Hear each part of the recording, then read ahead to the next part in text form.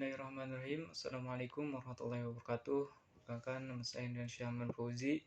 Saya dari kelas HK21C2. Sini saya akan menjawab mengenai pengertian dan pembagian hukum pidana.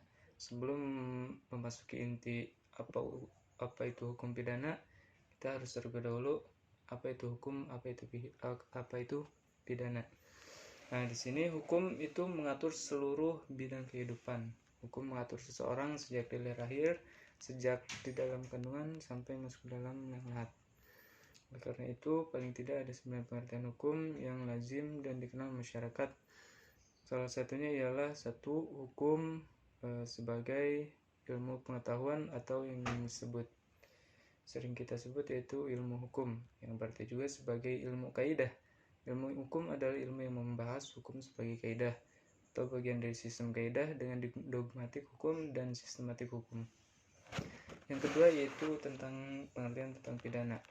Nah, pidana secara sederhana didefinisikan sebagai suatu penderitaan yang sengaja diberikan oleh negara kepada seseorang atau beberapa orang sebagai akibat atas perbuatan-perbuatan yang mana menurut aturan hukum pidana adalah perbuatan yang dilarang. Oleh karena itu, setiap perbuatan pidana harus mencantumkan dengan tegas perbuatan yang dilarang berikut sanksi pidana yang tegas bila mana perbuatan tersebut dilanggar. Nah, kemudian pengertian tentang hukum pidana. Muljanto memberi pengertian hukum pidana sebagai bagian dari keseluruhan hukum yang berlaku di suatu negara, yang mengadakan dasar-dasar dan mengatur ketentuan tentang perbuatan yang tidak boleh dilakukan, dilarang dengan disertai ancaman pidana bagi barang siapa yang melakukan, kapan dan dalam hal apa kepada mereka yang telah melanggar larangan itu dapat dikenakan sanksi pidana, dan dengan cara bagaimana pengenaan pidana itu dapat dilaksanakan.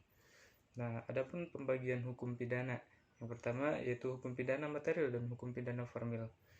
Hukum pidana material berisi perbuatan-perbuatan yang tidak boleh dilakukan atau perbuatan-perbuatan yang harus dilakukan dengan disertai ancaman pidana. Singkatnya, hukum pidana material berisi mengenai perbuatan-perbuatan pidana. Kemudian hukum pidana formil pada dasarnya sama dengan hukum formil lainnya, yaitu untuk menegakkan hukum material.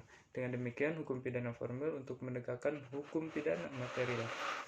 Hukum pidana formil itu biasanya berisi mengenai cara bagaimana menegakkan hukum pidana material melalui suatu proses peradilan pidana. Hukum pidana material di Indonesia dikodifikasikan dalam Kitab Undang-Undang Hukum Pidana atau KUHP. Kedua yaitu hukum pidana dalam arti objektif dan dalam arti subjektif.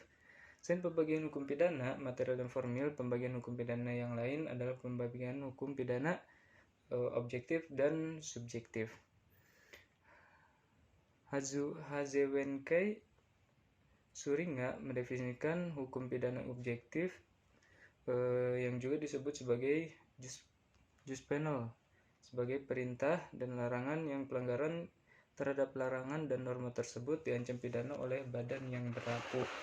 Ketentuan-ketentuan mengenai upaya-upaya yang dapat digunakan jika norma itu dilanggar yang disebut sebagai hukum panitiantir tentang hukum dan sanksi dan aturan-aturan yang menentukan kapan dan di mana berlakunya norma tersebut. Sedangkan hukum pidana yang subjektif atau jus puniendi menurut Suringa adalah hak negara untuk menuntut pidana, hak untuk menjatuhkan pidana, dan untuk melaksanakan pidana.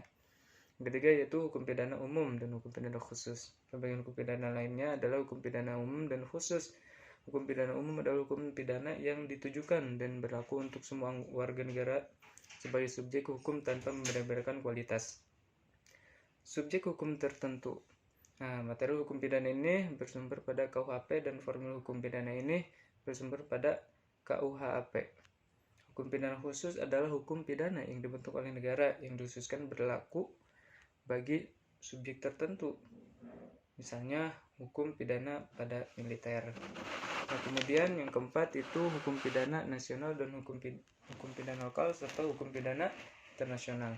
Nah, pada dasarnya ada kesatuan hukum pidana nasional yang berlaku di seluruh wilayah Indonesia yang disebut sebagai unifikasi hukum pidana. Bentuk hukum pidana nasional dan undang-undang hukum pidana nasional ini dimuat dalam KUHP dan undang-undang khusus. Selain hukum pidana nasional ada pula hukum pidana lokal. Hukum pidana lokal adalah hukum pidana yang dibuat oleh DPRD. bersama-sama dengan gubernur, bupati, dan wali kota. Bentuk hukum pidana lokal dimulai dalam peraturan daerah yang hanya berlaku bagi daerah tersebut saja. Ada pembatasan terhadap ancaman pidana yang boleh dicantumkan dalam suatu peraturan daerah. Selain kedua hukum di atas, ada juga hukum internasional yang bertolak dari perkembangan zaman bahwa terdapat perbuatan yang dilarang. Kekuatan berlakunya tidak hanya dipertahankan oleh kedaulatan suatu negara, tapi juga dipertahankan oleh masyarakat internasional. Dan yang terakhir adalah hukum pidana tertulis dan hukum pidana tidak tertulis.